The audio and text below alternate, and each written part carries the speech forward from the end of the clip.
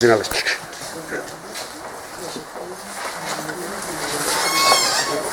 Buenas tardes. Vamos a comenzar la segunda parte de las jornadas de Gefrema y vamos a continuar con el ponente que tenemos hoy. Él se llama Diego Cano, ha venido especialmente desde Argentina. Si habéis leído un poquito en los folletos que distribuye Gefrema, habéis notado que es hijo de exiliados españoles. Él tiene una historia curiosa de esos ancestros. Y bueno, contar de Diego, que lleva con nosotros precisamente el Gefrema por el espacio de un año. Él se ha asociado a nuestra organización y nos propuso pues un día hablar de un personaje que nos parece curioso, que es un poco desconocido dentro de lo conocido y que tiene una trayectoria entre negra, leal y bastarda, diría yo también, ¿no? Nos va a hablar en concreto de Vittorio Codovilla. Como sabéis, la ponencia se llama Vittorio Codovilla, el ojo de Moscú. Tiene una referencia clara a que él era un leal de la Comité y era lo que decía el Comité ejercía el ojo, de alguna manera. Él estuvo en España por un espacio de tiempo alrededor de un año y pico, y Vittorio, aunque aquí se lo hemos escrito en italiano, que es de origen italiano, realmente a los 12 años fue a Argentina y se hizo como una especie de argentino, ¿no? Muy bien. ¿Y qué hablar de Diego Cano? Pues Diego Cano está haciendo el doctorado para la historia actualmente, que terminar dentro de poquito, ¿no? Y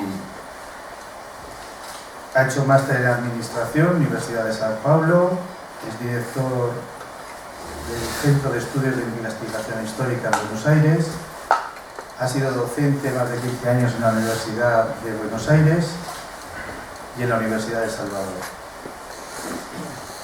También dirige actualmente una fanpage que la podéis localizar por las redes sociales, que es sobre reseñas de libros de nuestra guerra civil, la que actualmente denomina Biblioteca de la Guerra Civil Española, como parte del Centro de Estudios del CEI, donde él es candidato actualmente a historiador.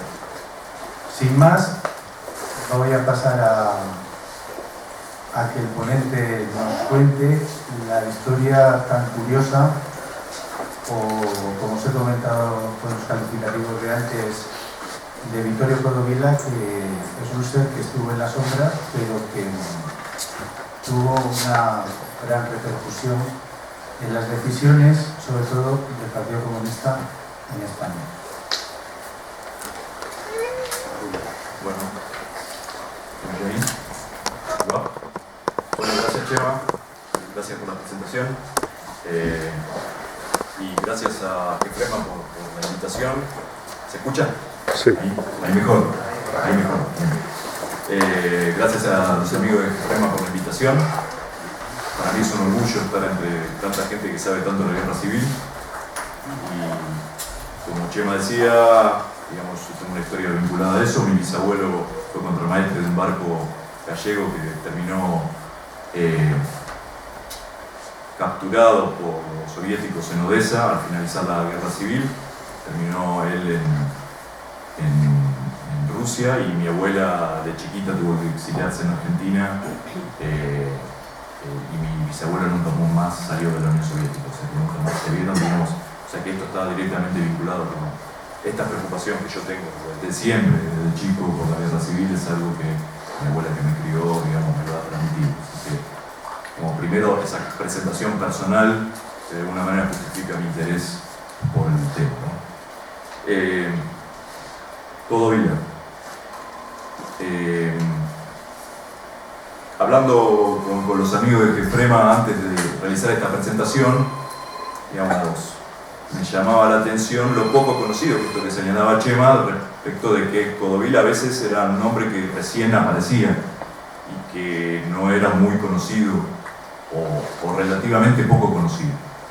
Digamos, para que ustedes tengan una idea, yo no voy a desarrollar, no es lo que vine a exponer, porque voy a focalizar la Guerra Civil Española, pero a la vuelta de todo el periplo que en realidad él sale de Argentina en 1932, ahora yo voy a desarrollar, y llega a España y se pone al frente como delegado de la Cominter y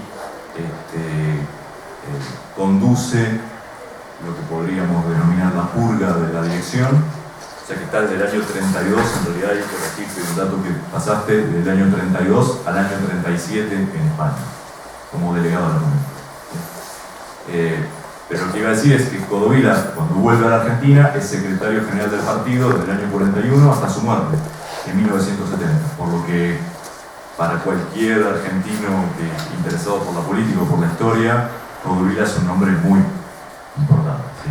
Digamos, el Partido Comunista Argentino fue el delegado de él desde siempre. Entonces, esto es una referencia que al cerrar la exposición va a cobrar relevancia. Y esto de las sombras y de la oscuridad, ahora yo voy a empezar a exponer respecto de primero lo que creo que hay que hacer para entender una figura de este calibre es entender cómo funciona la Cominter y cuál es su forma organizativa, política, tener, una vez que uno tiene una noción o algunas ideas respecto de cómo esto funciona, el rol y el papel del delegado queda bastante más claro, y esto es lo que voy a exponer, pero efectivamente, como nos señalaba Chema y me anticipaba Chema, esta por ejemplo es la única foto existente, he recorrido todos los archivos, de la Guerra Civil de Codovila, porque justamente está en el archivo del Partido Comunista de España. Supongo, intuyo, porque no hay referencias, que corresponde a algún carnet partidario y que eso, digamos, tiene inclusive el aspecto de eso, pero, digamos, como delegado de la Cominter no era conocido por su nombre. De hecho, en casi todas las referencias aparece como Luis Medina, que es un nombre de guerra, y como vamos a ver ahora más adelante en los cables que pude investigar entre Madrid y Moscú, los cuales él comandaba el servicio de telegrafía entre Madrid y Moscú, digamos, estaban firmados por Luis o por Medina, que es él, en todo caso, y enviado desde Moscú también a él como Luis y como Medina. O sea, lo que quiero decir es el aspecto de clandestinidad y de los responsables de las Cominter, no solo en España, sino en todos los países donde había delegado de la Cominter en directo, tenían este grado clandestino o exigencia de no exposición pública respecto de su función. Y esto hace que, digamos, se conozca poco, se conozca mucho por referencias de memorias, y exista muy poca documentación. Lo que yo voy a presentar en la ponencia es los documentos más importantes que yo he encontrado vinculados a él. Y voy a tratar de señalar lo que yo creo son los puntos o ejes de debate historiográfico respecto de Codovila. No voy a tratar de hacer observaciones generales que excedan a él, sino solamente mostrar estos elementos de investigación y documentos para que, forzando algunas hipótesis, ustedes juntos podamos llegar a algunas conclusiones respecto a este papel. Una cosa más antes de empezar directo, que son 38 slides, no sé cómo hacer para darlos en 45 minutos. El ojo de Moscú es una expresión que en realidad la usa Larga Caballero, pero era como se usaba. Largo Caballero se reúne en muchas oportunidades, en sus memorias lo nombra solamente 2 veces, pero son varias las oportunidades. Es uno de los cables que yo investigué, donde Codovila se juntaba con Largo Caballero para acordar ciertas estrategias, o no acordar, ahora vamos a ver. Y es el nombre que se le daba a todos los delegados de la Cominter. En Francia, a Eugène Freud también se le denominaba de la misma forma, ¿sí? Entonces, ese fue el motivo por el cual yo le puse a esta exposición el ojo de Moscú. Entonces empecemos. Primero voy a hacer una breve slide con un resumen. Mi intención es que si uno da unas grandes pinceladas de lo que es el estalinismo, pueda entender, como dije antes, el rol de Victorio Codovila como delegado de la Comintern, ¿no?, en España. Codovila es uno de los principales cuadros de la Tercera Internacional. Como vamos a ver un poquito más adelante, está jerárquicamente debajo de Togliatti, quien lo reemplaza en 1937, pero veremos, yo ahí tengo algunas hipótesis y algunas información que da la bibliografía o los documentos respecto a cierta tensión entre ambos, pero para que ustedes entiendan la importancia, que es lo que yo vengo a resaltar acá, la importancia de este sujeto en la Guerra Civil Española y en la conducción del Partido Comunista Español, España, es uno de las personas claves, de las pocas, con Dimitrov, Togliatti, Kaminsky, de la dirección de la Comintern. Para caracterizarlo de alguna manera, Chema ya lo ha señalado de manera más general, una extraordinaria capacidad organizativa, una extraordinaria capacidad de trabajo. Vamos a ver después, ahora también, hay un solo documento del buró político del PC, creo que de mayo del 37, que se encuentra en el archivo del PC, donde él figura como Luis y donde claramente está expuesta su capacidad de dirección respecto del buró, en la dirección y demás, y muestra esta capacidad organizativa que él tenía, la verdad, digamos, inclusive por sus pares o por sus compañeros militantes, tanto como Pacenaria como Carrillo, señalado como una persona con una extraordinaria capacidad de trabajo. Inclusive hasta por sus críticos, ya vamos a ver, André Martí, crítico digo porque digamos, no estaba excepto de tensiones al interior de la organización de la Comintern, y André Martí, en el frente de las brigadas, digamos, había algunas tensiones que se manifiestan en los documentos que después Martí manda a Moscú criticando, digamos, la responsabilidad de Codovila. Coherente la aplicación de la línea, esto lo vamos a ver respecto de las responsabilidades o la línea política que Moscú le va señalando. Y por último, tema conocido por todos, pero que lo vamos a tratar de ver algunos detalles y ver qué documentos específicos señalan. Uno puede, digamos, creo que si hago una conclusión preliminar breve, este trabajo no tiene mucho de originalidad en torno a las hipótesis generales que voy a plantear acá. Sí, lo que creo aportar son los documentos que certifican o avalan esas hipótesis generales, que me parece que hasta ahora no han sido tratados con la debida atención, aunque muchos otros ya los han tratado, tanto como Golodansky, Enrique Sánchez, Viñas, los han tratado, pero de una manera diferente a la que estoy planteando acá. Importante también, al último voy a hacer una breve mención a Codovila, coordinó la purga del Partido Comunista en México previa al asesinato de Trotsky. Esto es un punto importante respecto de uno de los debates historiográficos que voy a destacar, y esto que ya señalé, que fue secretario general del Partido Comunista desde su vuelta en 1941 en Argentina hasta 1970. Entonces, una breve vuelo de pájaro, como decimos nosotros, no sé si se entiende, pero rápidamente. El stalinismo, una organización centralizada, vertical, en relación a sus secciones nacionales o partidos. Y acá viene lo que yo denomino el primer debate historiográfico, ¿no? Digamos, que es los grados de libertad del Partido Comunista de España. Digamos, en la bibliografía reciente se plantea una supuesta tensión al interior de las decisiones que vienen de Moscú y el Partido Comunista. Creo, a mi entender, que esa duda o ese debate o ese planteamiento encierra un parcial desconocimiento de esta forma organizativa que yo voy a tratar de describir brevemente también respecto a la Comintern, ¿no? Bueno, esto que los partidos comunistas funcionaban como secciones de la Internacional Comunista. Esto inclusive se puede leer en la prensa partidaria. La prensa partidaria titula, digamos, ¿no? El Mundo Obrero, el Partido Comunista de España, sección de la Internacional, ¿no?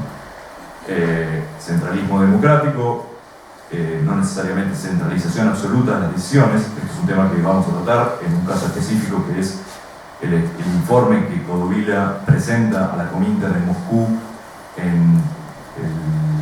creo, ahora me voy a corregir, ayer mismo, el 17 de septiembre del 36, solicitando gran cantidad de armamentos en Moscú, y un informe decisivo para la finalización de la decisión de Stalin de enviar el armamento hacia España.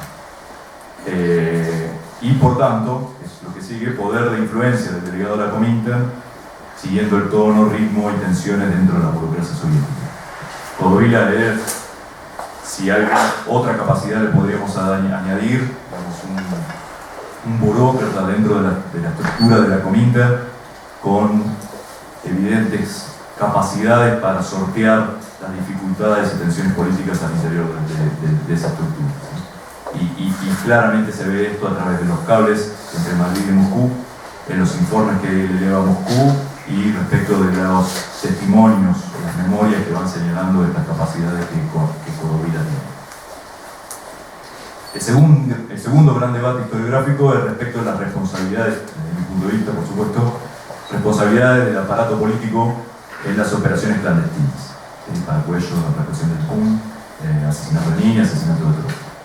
Yo tengo una hipótesis, que es esta, y que la voy a tratar de mostrar a través de los documentos, que es la imposibilidad de desconocimiento de las operaciones clandestinas por parte del aparato político. Una implicación, conclusión a la misma que llega el biógrafo de Eugene Freud, delegado de la Comintern francesa, una imposibilidad de aislamiento respecto del aparato político en relación a las operaciones clandestinas que podría que llegó a realizar la NKVD o demás. Y paciencia que esto va a llegar y seguramente va a generar polémica y estar muy bien recibida si hay preguntas al respecto. Otra conclusión, y que voy a ir mostrando, es Codovila no solo el ojo a Moscú, que es el título que yo le puse y que lo mencionaba Largo Caballero en las memorias, sino también cerebro, balazo y tal vez, me lo pongo como duda, pero ahí yo tengo una hipótesis, que la mencioné recién, puño de la doctrina de seguridad colectiva de la Unión Soviética para España. Vamos al contenido. Comintern y sus cuadros y línea política. Lo primero que señalo acá, bueno, conocido por todos, evidente, digamos, la fuerza que el comunismo y el espectro del comunismo tiene en los años 30 la Comintern como órgano de ejecución de la revolución a nivel mundial, por eso su poder y la centralización, digamos, de la estructura burocrática de la Comintern. Es la Comintern como una estructura y un congreso como un órgano supremo, representando a todas las secciones. Ahí se discutían cuestiones relativas al programa, tácticas, estrategias. El Congreso recibía la facultad de introducir reformas al programa y a los estatutos, cantidad de votos de que disponía cada partido no era homogénea. Sigo, son todas enumeraciones, pero en realidad para decir a lo último, digamos, enumeraciones no menores, porque esta formalidad organizativa de la Comintern juega un papel, ¿no? Digamos, aunque sea una formalidad y su contenido sea que efectivamente es el comité ejecutivo, el órgano decisor, digamos, al momento de tomar decisiones, tiene que pasar por esa institucionalidad, por esta institucionalidad decisiva, como lo vamos a mostrar al momento de decidir el envío de armamentos hacia España. Y las secciones nacionales debían aceptar la supervisión de inspectores procedentes de Moscú, evaluación del trabajo de los partidos, y este fue el rol de Victorio Codovila.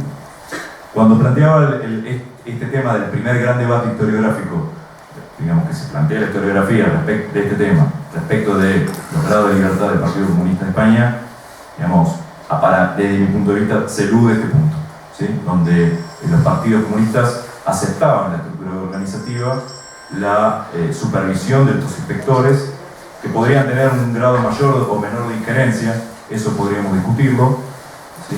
Podríamos hacer una evaluación respecto de cuál es el papel, si mayor o menor de Codovila o el de Togliatti posteriormente, mayor o menor, pero digamos, esta función de supervisor del delegado de la Comintern es ineludible, ¿sí? Sí, bueno, la organización del Partido Comunista de España, la organización bolchevique de 1932, ahora es el próximo punto. Codovila fue enviado acá para realizar esta llamada, pero como tendría que haber puesto entre comillas, ¿no? Porque habría que explicar y contextualizar lo que significó el bolchevizar el partido en el año 32. Es una bolchevización tarde, porque la bolchevización de los partidos había comenzado me parece que posterior al Congreso de la Cominter del año 28. De hecho, Codovila condujo la llamada bolchevización, que en última instancia es una sujeción a las decisiones de la Cominter en Argentina en el año 29. Digamos, o sea, llega a España con ya una historia dentro de la estructura burocrática cominteriana fuerte y sólida. ¿Sí? Bueno, la Cominter implica una organización clandestina de los órganos de dirección, no vinculados a la propaganda, o sea, los que figuran públicamente no es la organización real de decisión dentro del partido. Esto cualquiera que haya militado a una organización de izquierda, digamos, o que conozca más o menos una organización de izquierda, sabe que esto efectivamente tiene esta estructura.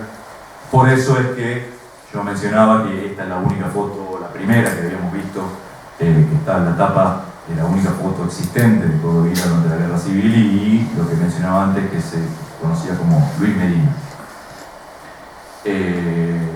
Puse ahí, no se conocen fotos, la única es esta que yo les mostré, y no existe un documento de órgano partidario. El único que existe hasta ahora y que yo he descubierto en todos los archivos es el que está en esta reunión del Buró Político del año 37 que vamos a ver ahora. La organización de un partido bolchevique implica un trabajo en células, una organización formalmente promovía la democracia interior y la disciplina bolchevique, lo que en la práctica significa una contradicción. Piatinsky no es una figura menor, después fue perseguido, creo que ahora si mal no recuerdo, no fue asesinado por las purgas, pero sí fue dejado de lado en el año 32 o 33, pero él juega el papel clave para que sea Codovila puesto como delegado en el año 32 aquí en España. Y él era el secretario de organización de la Cominter, lo cual implicaba la responsabilidad sobre la OMS, que es el servicio secreto de la Cominter, del cual hasta hoy, digamos, es uno de los archivos que no se han abierto nunca. ¿Sí? Entonces, digamos, las conclusiones que podamos sacar acá siempre están dependientes de lo que vaya a surgir de ese archivo soviético en algún momento, ¿no? Si es que en algún momento Rusia se decide abrir esto, ¿no? Bueno, están quemados, no sé. Bueno, la prensa, digamos, vamos a ver, si me da tiempo, una serie de titulares del mundo obrero, pero para entender Codovila, y esto es señalado por Martí y por varios otros testimonios, Codovila fue enviado también a España en el año 32, formalmente de cara a la dirección de ese momento como responsable de la prensa partidaria. Digamos, para los que conocen, digamos, una estructura como la del Partido Comunista, la prensa juega un rol central en la difusión de la línea política. Y para Codovila, esto también está en el informe del Buró que vamos a ver más adelante, y está señalado por Martí. Codovila inclusive escribía hasta los editoriales del diario, ¿sí? O sea, su capacidad de trabajo mostraba hasta eso, ¿no? No solamente era el que titulaba, digamos, lo que se expresaba en el mundo obrero, de acuerdo a lo que discutía o le bajaban líneas directamente de Moscú a través de los cables, como vamos a ver, sino que además él directamente escribía los editoriales de la prensa, hasta bien entrada inclusive la Guerra Civil. Digamos, creo que en la reunión del Buró que vamos a ver, no sé si la escribía él, pero da indicaciones directas respecto de lo que tiene que escribirse en la prensa.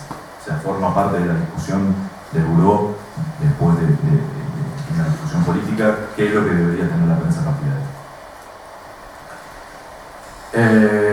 Un tema que yo no voy a tratar acá, pero me parece que debería, digamos, si uno plantea algo de más saliente contextualizando sobre la figura de él, por lo menos esbozar algunas grandes pinceladas respecto de la contradicción de la instrumentación de una política revolucionaria y los intereses de la Unión Soviética, esto que señalé antes de la política de seguridad colectiva de la Unión Soviética para Europa y para España en particular, no lo voy a tratar, pero deberíamos considerarlo. Los grados de autonomía, que ya lo mencioné, porque acá, digamos, por lo menos Hernández Sánchez, en discusión feroz, un libro que recomiendo que es, no sé si lo han leído, pero que es Grado de Revolución, que digamos es el telón de fondo de esta exposición, en una discusión feroz decía con Boloten respecto del Partido Comunista como mero agente de Moscú o mero correa de transmisión. Vamos a ver que esto tiene su parte de verdad y su parte que no. Entonces ahora veamos en detalle a través de los documentos cómo podemos responder a este debate.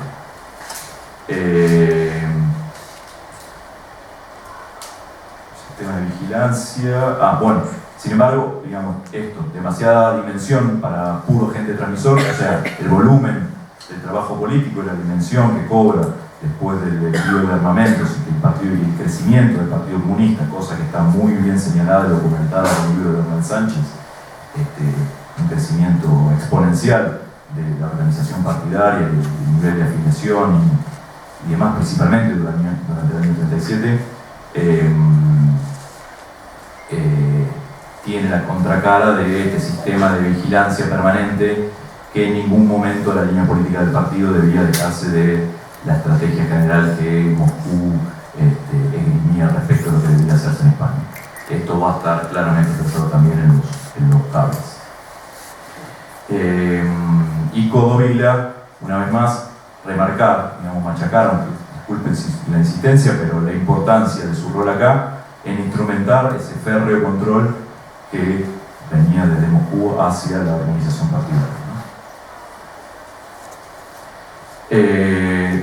No habría que dejar, digamos, lo que creo que también tener una idea es que el terror estalinista, digamos, por lo menos la última bibliografía existente en base a documentos últimos relevados, plantea que hay una eliminación general de enemigos reales y potenciales, más allá de, digamos, cierta patología que puede haber o no, psicológica respecto a Stalin de involucrarse directamente en la represión. Lo que la historiografía intenta demostrar es que la decisión del terror está muy vinculada al fortalecimiento de un poder que está muy cuestionado al interior y por, digamos, el contexto general en el cual se encuentra la Unión Soviética. Esto es una gran pincelada que estoy dando solamente para mostrar, digamos, el contexto en el cual se enmarca todo. Y el caso español sintomático por esto, los asesinatos perpetrados en España por la NKVD no suman si esto es, digamos, exacto, no importa la exactitud. Acá lo que quiero mencionar solamente es la magnitud efectivamente menor respecto de lo que ha sido la represión, quizás muy focalizada en lo que se denomina el enemigo interior y como el trotskismo, y no una purga generalizada como se dio en la Unión Soviética. Y más allá de que yo, digamos, señalo esto como hipótesis y no lo doy como conclusivo, no existe hasta hoy un documento que compruebe efectivamente la relación. Uno puede tener ciertas evidencias o ciertas, pero no son pruebas conclusivas respecto de la implicación que señalaba antes entre el aparato clandestino y la dirección política. En el caso del Partido Comunista, Checa es el secretario de organización que entiendo que muchos de ustedes saben, es responsable por la parte legal, pero también por la parte sumergida.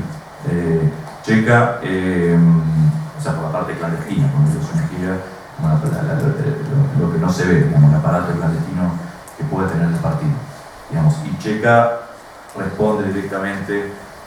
Ahora no recuerdo si la reunión que conseguí del grupo político Checa creo que está en la reunión y se ve la interacción en ese papel, en ese documento, de subordinación directa respecto del Codovila, ¿no? Este tema es no menor, digamos, por la implicación que pueda llegar a tener Checa en algunos eventos, por ejemplo el de Paracuellos, ¿no? Y por tanto la responsabilidad de Codovila, aunque no exista documentación efectiva que compruebe su participación ahí, ¿no? Entonces llegamos a esto, que yo estoy esbozando algunas de las hipótesis, pero digamos, hay una dependencia absoluta del comité ejecutivo del Partido Comunista respecto de Codovila. Veremos más adelante si esto es la conclusión a la que llegamos. Esto es un poquito largo, pero me parece que merece ser leído. Es la conclusión de Togliatti, y ponerlo un poquito en contexto, pero primero voy a leerlo rápido. No quiero ocultaros mi impresión en torno al hecho de que la responsabilidad del mal trabajo del centro corresponde en parte a nuestros consejeros. En particular, es preciso convencer a él, Luis Codovila, de la oportunidad de cambiar radicalmente su propio método de trabajo.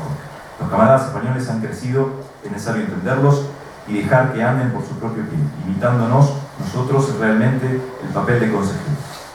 Hay que exigir de verdad que él Codovila deje de ser la bestia de carga de todo el comité central, que traspase a los camaradas españoles el trabajo operativo y deje de ser la figura sin la cual nadie hace ni nadie sabe cómo comportarse. Eso daría a los camaradas españoles un mayor sentido de responsabilidad y les ayudaría mucho a trabajar mejor. En segundo lugar, el papel que cubre ahora Codovila le impide enfocar críticamente las cosas, cuando precisamente en eso reside la esencia del papel consejero del Comité Ejecutivo de la Internacional. Por eso es inevitable que se le critique. En tercer lugar, exigir a Codovila que, según la regla, todas las conversaciones con miembros del gobierno español, ministros, jefes de partido, etc., sean mantenidas por camaradas españoles.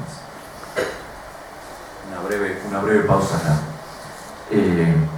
Togliatti ya en el año 35 había tenido algunos atritos, unos conflictos con Codovila respecto de unas decisiones que están documentadas, que Codovila quiso instrumentar y respecto de España, y que Togliatti se las cambió.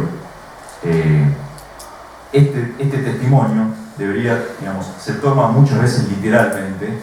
De hecho, tanto Pasionaria como Carrillo reflejan casi literalmente lo que dice Togliatti en sus propias memorias. Hablan bien de Codovila, su capacidad de trabajo, pero al mismo tiempo critican esta suerte de tapón respecto de la posibilidad de crecimiento de la dirigencia local.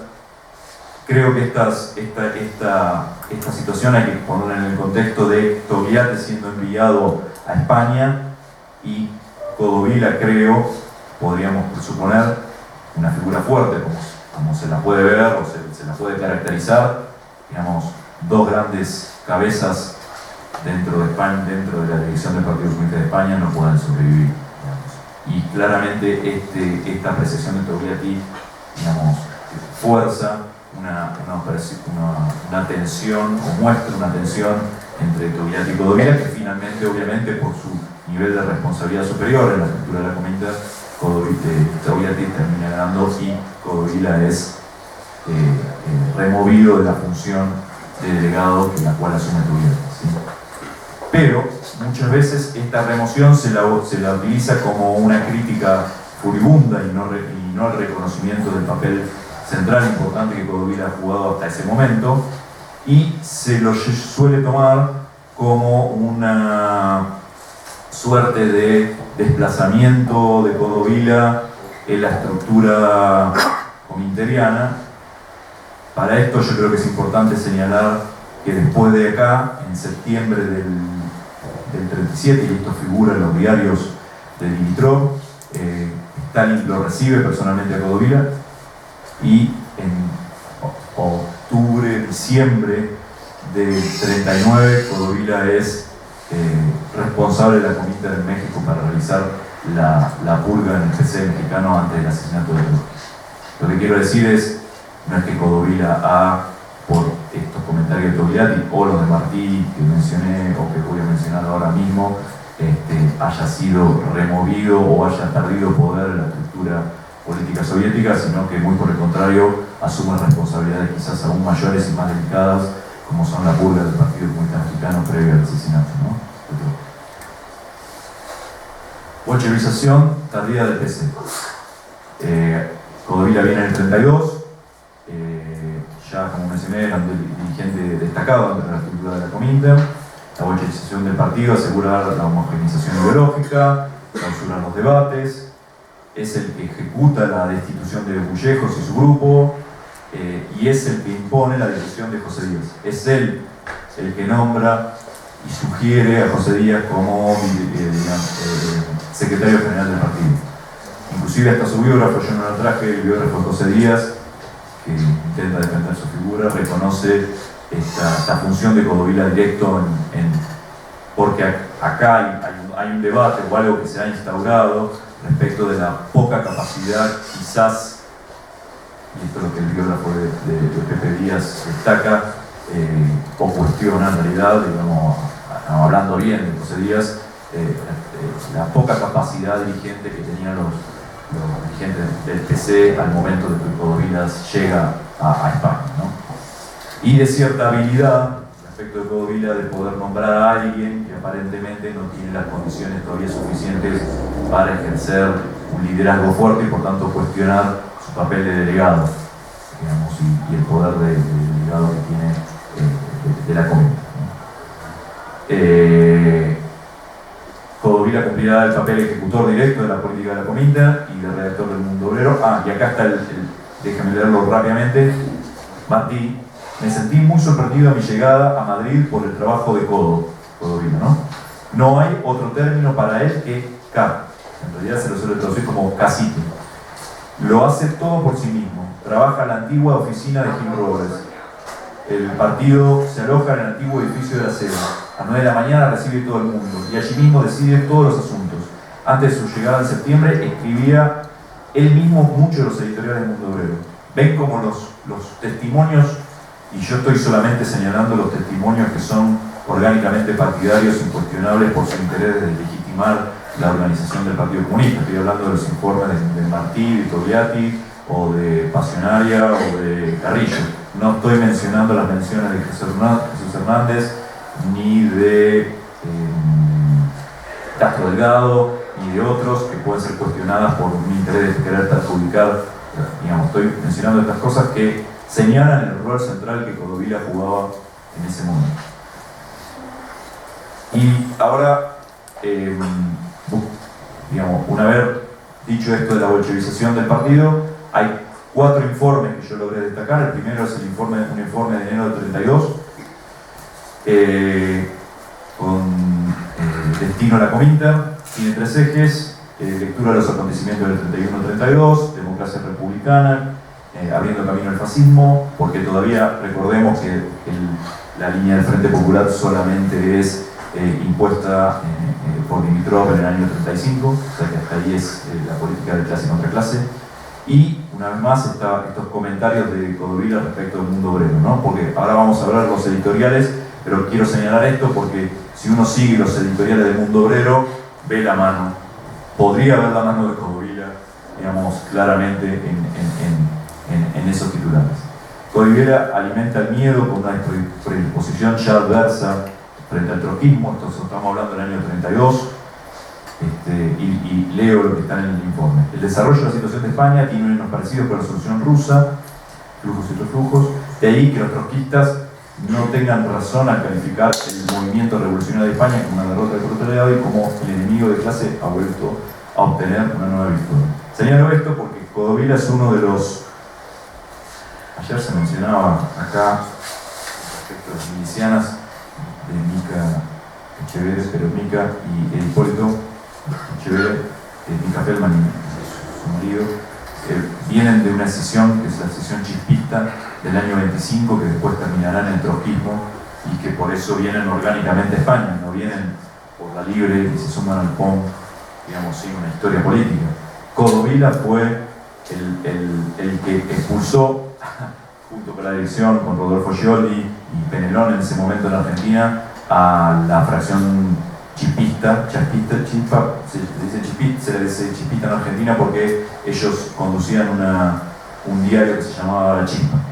Entonces ellos vienen de esa extracción y llegan a España con esta militancia, ¿no? No hay un apoliticismo ahí, ¿no? Informes El siguiente informe de Codovila es un documento sin firma, pero que claramente pertenece a él, por lo que vamos a ver. Argumento la decisión de separar la dirección de ese momento del PC, y esto me parece importante, como hasta plantea casi la sinceridad absoluta respecto del objetivo de remover a la dirección anterior. Dice: el grupo, Ullejos, Adame, Vega, Trilla, esto es una declaración entre paréntesis mía, mostró en todas las cuestiones fundamentales de la revolución y en la comprensión del papel del partido como vanguardia dirigente profundas divergencias con la Internacional Comunista y el partido. Digamos, la decisión de bolchevizar, o de llamar bolchevización, está directamente vinculada con este cuestionamiento que la dirección del partido hasta ese momento realizaba de las decisiones que le bajaban de Manuilsky principalmente, que inclusive en algunos documentos le reclaman, o sea, hubo reclamos previos a la decisión de sacarlos de la dirección, digamos, rol que cumplió Codovila. Que si uno ve, digamos, las grandes líneas de la vida de Codovila, uno podría decir, se había convertido en experto dentro de la organización de la Cominter, de los partidos Cominter, en realizar las grandes purgas, digamos, dentro de la organización partidaria. Primero en Argentina con los chispistas, después con Penelón, después aquí con la dirección en el 32, y posteriormente con la gran con la expulsión de la dirección en México. Este es un informe muy importante, que yo lo mencionaba antes, no figura, digamos, en el libro de Yuri Rivalkin, que es el que más ha trabajado la Operación X, o sea, la decisión de la Unión Soviética y de Stalin de mandar enviar armamentos hacia España. Sí figura aquí en este libro, también lo recomiendo para este tema, que es el de Volodarsky. Fue Boris Volodarsky que me pasó en ruso este informe, que viene directamente de los archivos soviéticos, y ahí muestra la capacidad de influencia de Codovila en la estructura de la Cominter, ¿no? Muy firme en pedir armamentos, y permanentemente no solamente pide armamentos, sino que además ruega por una cantidad muy grande de armamentos. Su argumento central en ese informe que presenta frente al Ejecutivo es, con reuniones previas que tuvo con la dirección de la Cominter y posterior con todos los delegados presentes, es: no necesitamos armas en España, necesitamos muchas armas en España, porque se viene el avance, digamos, de los sublevados sobre Madrid, y no tenemos armas suficientes y necesitamos cantidad y con urgencia. Digamos, esto es importante porque es una voz representativa del Partido Comunista de España, directamente la Cominter, presentaron un informe, un informe político muy desarrollado, donde se argumenta esto centralmente, ¿no? Y aunque evidentemente yo acá creo que hice, bueno, estoy salteando algo, leo esto y ya llego a lo que quería decir. Argumento es que la urgente necesidad de defender Madrid con una mayor cantidad de armamentos. Discurso de Codovila muestra la necesidad de defensa de la República importante contra el argumento de necesidad de apoyo basado en objetivos soviéticos. Codovila no reclama armas, sino armas y en cantidad, y me faltaría poner ahí con urgencia. Hay cierta autocrítica respecto del grado de realidad, del contexto político que se encuentra en el Partido Comunista de España, reconocimiento de que hay un equilibrio de fuerzas entre socialistas, anarquistas y comunistas. El informe también destaca un punto central de su estrategia de convencimiento de la unidad con los socialistas y la dificultad con la que tropieza la influencia de Wittgenstein sobre el Largo Caballero. Hay, tanto acá como los cables, una cosa que Codovila realmente hace muchísimo énfasis, parece tener un odio tremendo con respecto a Wittgenstein, lo caracteriza de semi-trotskista, aunque él lo niegue. La misma expresión está en los cables que él enviaba anteriormente de este informe en Moscú, desde Madrid a Moscú. Y aunque se critica a los anarquistas, termina valorizando su apoyo, a diferencia de las tensiones permanentes que tenía con Largo Caballero. Casi ruega respecto a la necesidad de la rapidez, lo que mencionaba antes.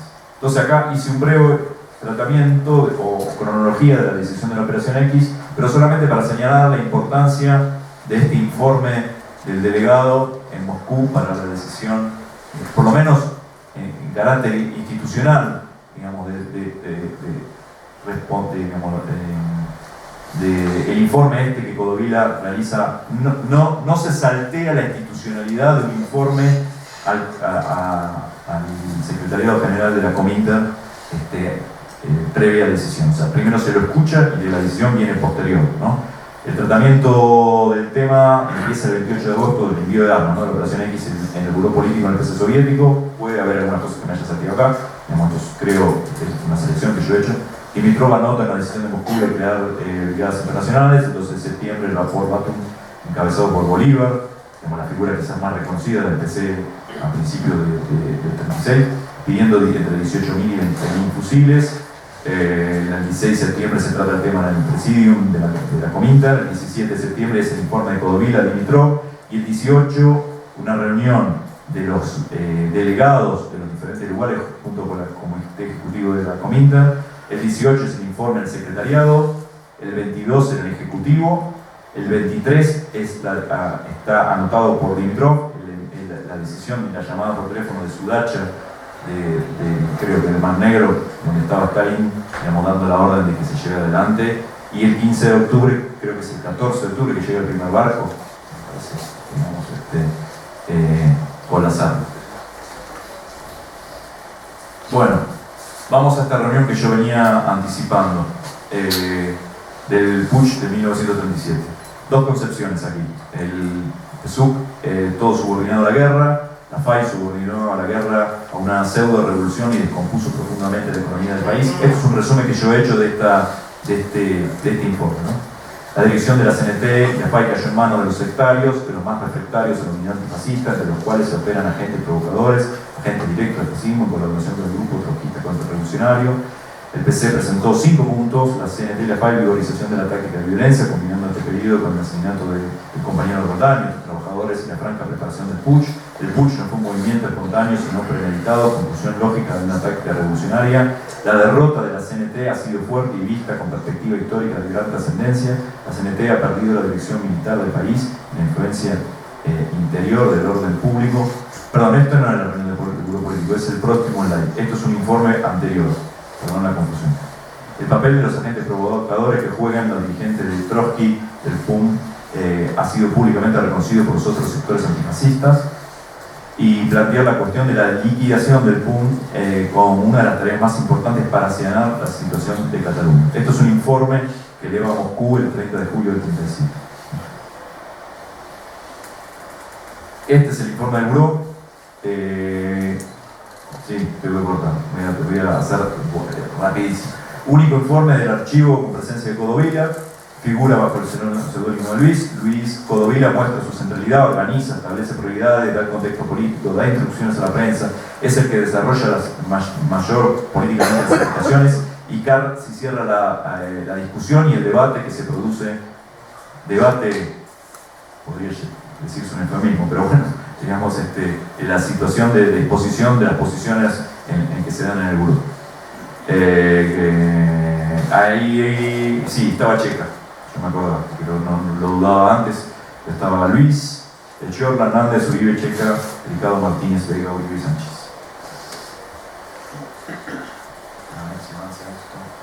Bueno, yo lo que hice es preparar o hacer un breve repaso, digamos, de los titulares más importantes del mundo obrero, sabiendo todos estos antecedentes de la importancia que tenía Codovila respecto a la prensa partidaria. Digamos, veamos hasta llegar a noviembre, a Paraguayo, cuáles más o menos son los titulares. El 10 de agosto del 36, consigna es el exterminio. El 24 de junio, ofensiva implacable hasta el exterminio. 22, tribunales especiales, juicios sumarísimos. Limpiemos la retaguardia, el julio, 26 de julio. Los bandidos fascistas han siendo aniquilados, exterminio al fascismo.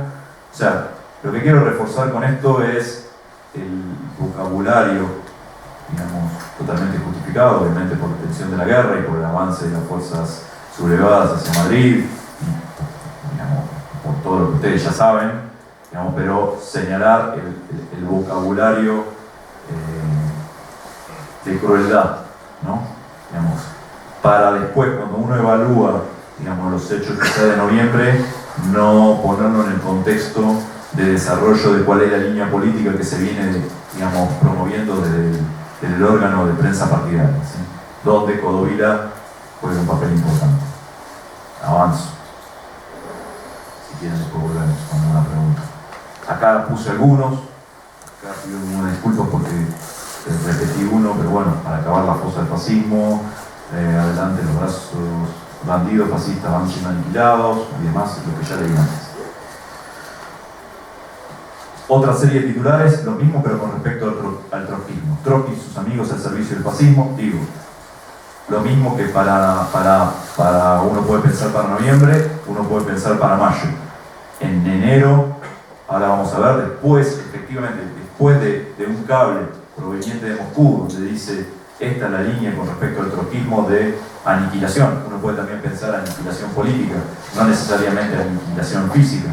Podría darle el beneficio de la duda, pero efectivamente acá el vocabulario partidario es claramente, veámoslo, habla por sí solo. Repercusiones de la URSS, el bandido Trotsky al servicio de Hitler.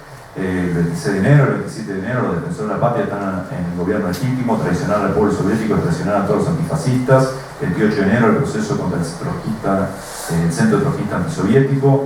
26 y 29 de enero, la etapa del POM es una avanzadilla fascista en nuestro propio campo.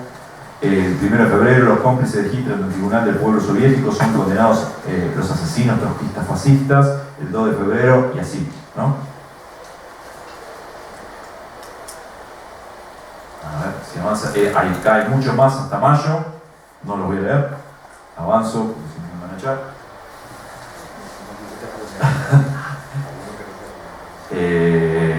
Algunos titulares que son los mismos que les leí antes. Y los cables. Los cables ya han sido tratados por 4 libros.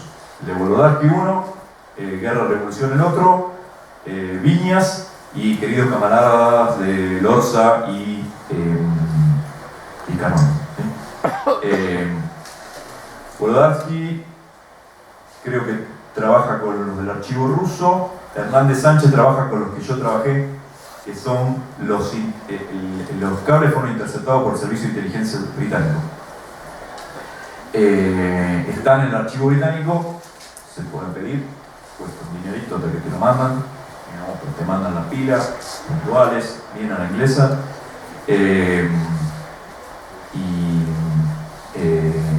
Pero ahí cabe la duda si están todos o no. Hay algunas cosas que no están. Hay uno que a mí me viene rebanando los sesos, que es el Orsa menciona en un artículo del año 90 y pico en El País, que dice que el Orsa titula Codovila responsable de Paracuellos. Y ahí menciona un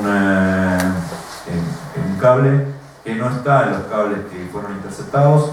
El Orsa vio esos documentos en Moscú, así que quizá estaban ahí, pero tampoco lo mencionó en su libro ese mismo. Eso, si el Orsa en algún momento lo hace público o si tiene una copia, estaría muy interesante. En principio confiemos en que esto es así, pero aparentemente en ese mensaje, si el Orsa efectivamente tiene razón, Codovila manda un mensaje a Moscú diciendo: acá tenemos la lista de personas de lo que sucedió ayer. Creo que esto fue posterior a los días de Paracuellos, algo así. No estoy siendo preciso, pero esto lo pueden googlear, lo encuentran, está dicho por él en el diario El País. Bueno, pero digamos, lo que quiero señalar es las fuentes, ¿no? Tenemos los mismos cables interceptados por el Servicio de Inteligencia británico y los que están en el archivo de la Cominter, que también el Orsa los vio en algún momento y después eso se cerró, así que no sé, yo no he visto los archivos soviéticos, sí los archivos británicos, y aparentemente los archivos soviéticos han, digamos, cerrado un poco el grifo respecto a esa primera apertura inicial. Entonces, bueno, vamos a los cables. Son importantes porque revelan una forma organizativa, solicitan información desde Moscú o Madrid, informan los avances de las decisiones, las líneas políticas trazadas, e informan también las novedades locales que pudieron afectar los intereses del partido y de la Cominter, por tanto la política exterior soviética. Refuerzan el poder del vértice. Claro, esto es en torno a plantear la centralidad o la importancia de Codovila. El que maneja el aparato radiotelegráfico o el que tiene el control de la información que viene de Moscú, de las direcciones políticas, es el que tiene el control político, porque es el que tiene la posibilidad, esto el Orso lo señala con firmeza, coincido, es el que tiene la capacidad de medir qué se dice, hasta dónde se dice, la extensión, a qué dar la importancia, cuál es el tono y hasta cuándo contestar o no respecto de las necesidades de Moscú, de información y demás. Y también, al revés, de cara a la organización partidaria, digamos, tamizar con su criterio político, esa es su función, su criterio político para tamizar esas decisiones y ejecutarlas respecto de las órdenes que vienen de Moscú hacia dentro de la organización partidaria. O sea que el poder, por la misma operación clandestina, por la misma forma de comunicación y por la misma organización que la Comintern tiene estructurada y la forma que necesita para poder comunicarse de una manera efectiva entre comillas, porque ya vimos que el servicio británico lo pudo interceptar, ¿no? ¿Qué han hecho con eso después? No es un tema que cabe acá, pero digamos, fueron interceptados. Sí, lo que quiero remarcar es la centralidad de todo el día bajo esa cosa, ¿no? Finalizando. Bueno, a ver, yo acá puse los cables más importantes, pero desde el que recibe dinero hasta las tensiones con Largo Caballero y la unidad con el intento de unidad, la importancia y el rol central que cumplió en la unión de las juventudes socialistas. El Codovila centraba el diálogo con los grandes, con Azaña, con Largo Caballero, con toda la dirección partidaria, la mantenía él. Cuando tenía el grado de relevancia suficiente como para realizarlo, era él el que estaba al frente, ¿no? Bueno, acá hay un montón más, no me paro en estos, digamos, eso también está de alguna forma en estos libros. Yo hago un detalle más, esto en algún momento va a ser publicado, así que cuando sea publicado, digamos, dentro de poquito lo van a poder tener en extenso. Sigo con los cables. A ver si avanza esto. Bueno, me paro acá.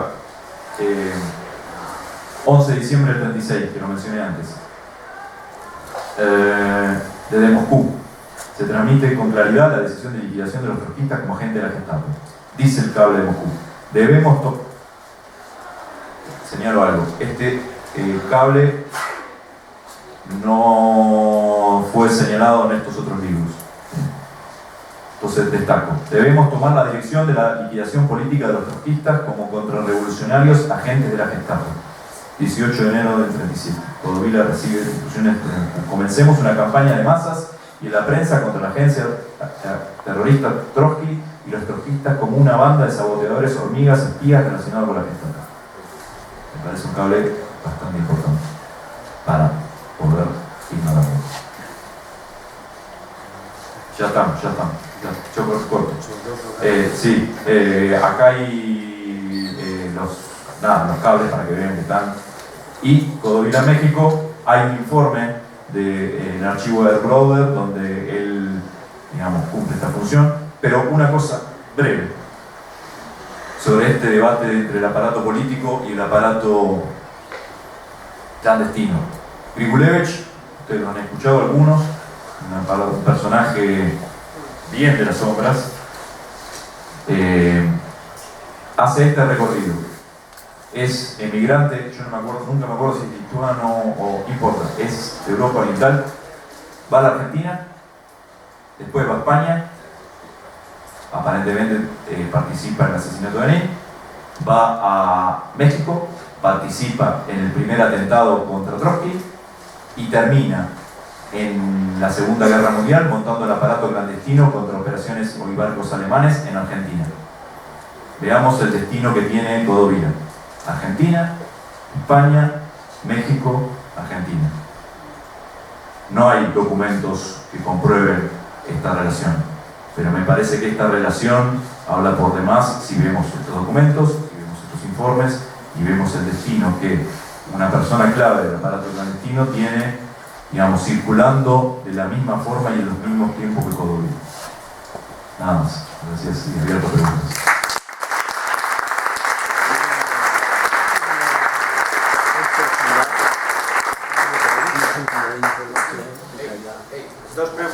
dejamos? Porque vamos ya de tiempo. Estaba primero él.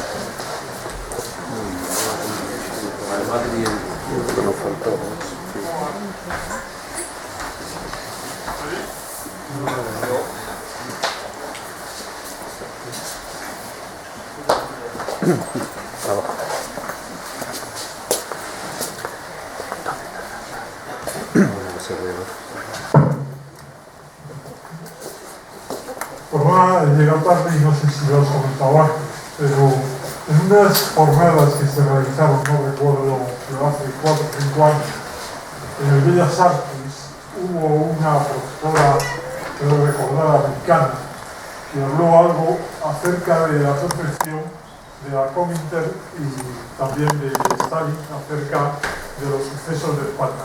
Su teoría muy resumida y quizás simplificada sería Stalin, en principio, la guerra de España no le llama mucho la atención, pero lo preocupa hasta que dicen se está dando un proceso revolucionario y nosotros no tenemos nada que ver, eso está en manos de los anarquistas y los fascistas. Entonces, cuando Stalin reacciona y decide que hay que echar toda la carne al asador para quitarle el protagonista a sus enemigos seculares, ¿no?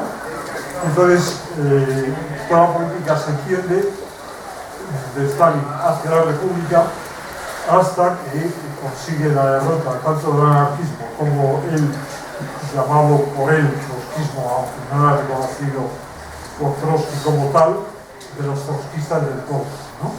Entonces, una vez que después de los hechos de mayo ya pierde todo el interés y se vuelca en una entente con Inglaterra y Francia. Eso llega a que caiga hasta el interés de los aviadores, lo ponía como anécdota, ¿no? Los pilotos rusos en la operación de la Granja, y sabiendo que ya se van a volver a la URSS, que ha terminado su cometido aquí en España, pues se niegan a pasar más allá de donde está García Morato y a traer combate.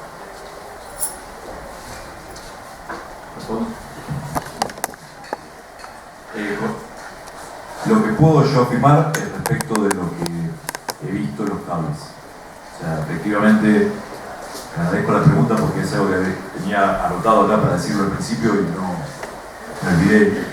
Primero, no es el tema, digamos, la política de seguridad colectiva no es el tema que yo vengo a tratar acá, pero evidentemente es algo que está de fondo y hay que responderse.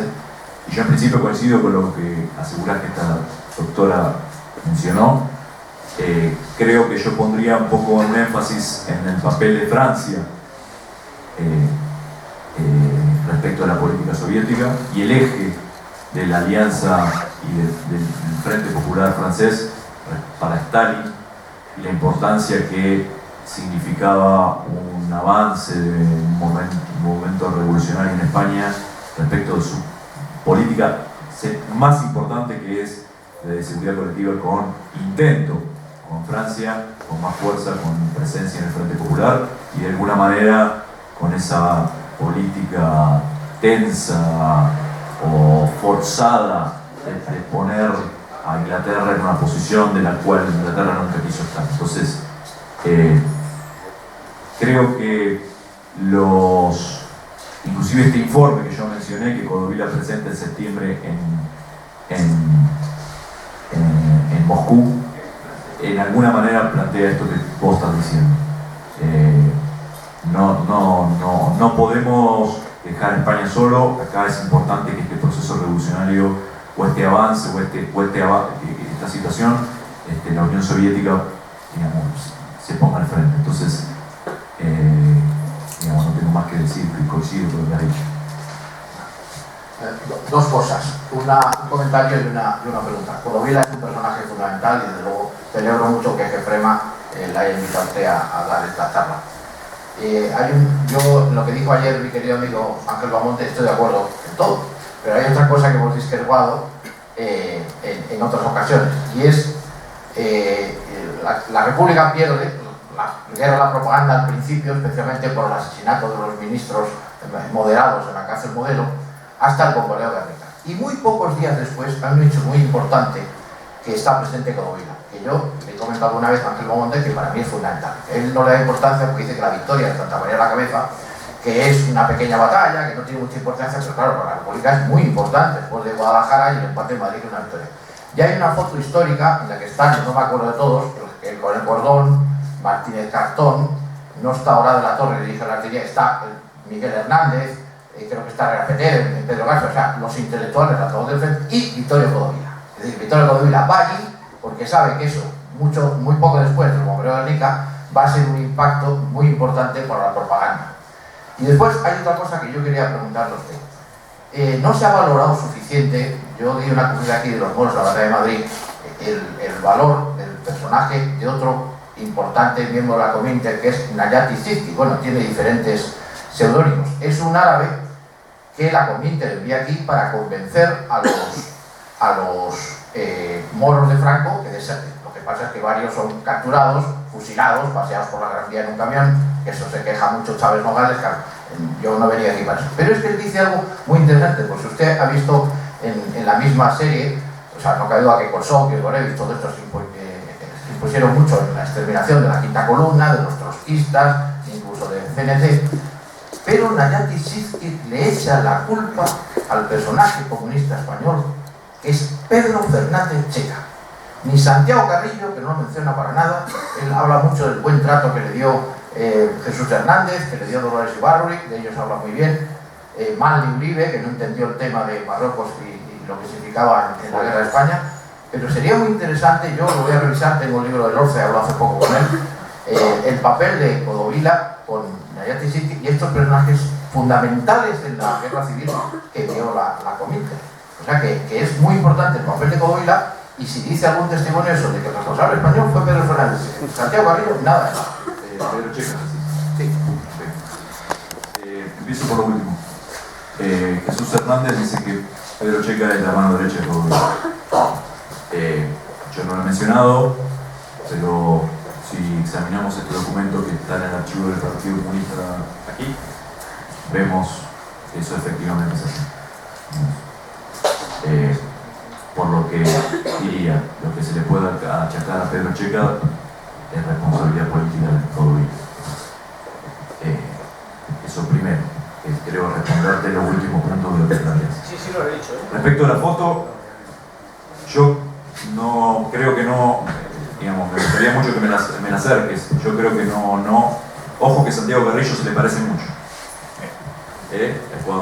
Digamos, con los anteojitos y gordito, yo creo que no. Codovila es una persona. Por favor. Sí, pero se le parece. Digo, yo mismo me he confundido millones de veces y he visto muchísimas fotos, pero puedo ser, y se me puede haber pasado, y bienvenido si me conseguís esa foto y si es efectivamente él, sería un hallazgo y te lo agradezco. Y con respecto a lo del. Creo haberte respondido a la segunda parte, respecto a la gente de la Comintern, no tengo. Sí, hay dos cables al inicio, no lo mencioné, creo que estaban ahí listados, pero donde desde Moscú directamente dicen: hablen, impongan la liberación, independencia de Marruecos para que las tropas marroquíes se rebelen. Digamos, esto es una línea directamente viene de Moscú, ni siquiera es una sugerencia del PCD acá, ni siquiera de Codovila, viene de Moscú. Digamos, así que lo que mencionás sobre la gente de la Comintern es totalmente verosímil con la línea que está representada en los cables que yo pude ver. Muy bien, muchas gracias.